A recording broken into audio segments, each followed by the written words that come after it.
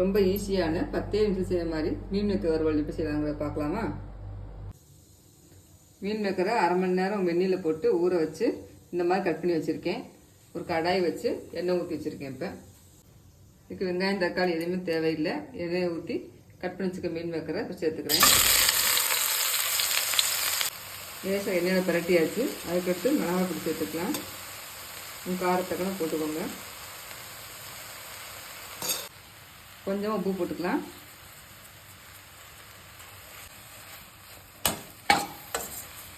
இந்தளவுக்கு நல்லா பரட்டி விட்டாச்சு. இப்போ கொஞ்சமாக தண்ணி ஊற்றி வேக வைக்க போகிறேன். ஒரு கிளாஸ் தண்ணி ஊற்றினா போதும். ஊற்றிக்கிறேன். ஒரு 10 நிமிஷம் மூடி போட்டு வேக வச்சுக்கலாம்.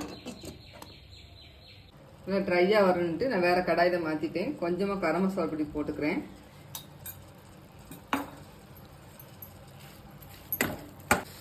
இந்தளவுக்கு நல்லா ட்ரை ஆகிடுச்சு. வெங்காயம் தக்காளி எல்லாம் சேர்க்காம இருந்தாலும் நான்வெஜ் சாப்பிட்டு ஃபீல் இருக்கும். இது சாப்பிட்டோம்னா ரொம்ப டேஸ்ட் நல்லாயிருக்கும். அது சூப்பரான மீன் மேக்கர் வறுவல் ரெடி.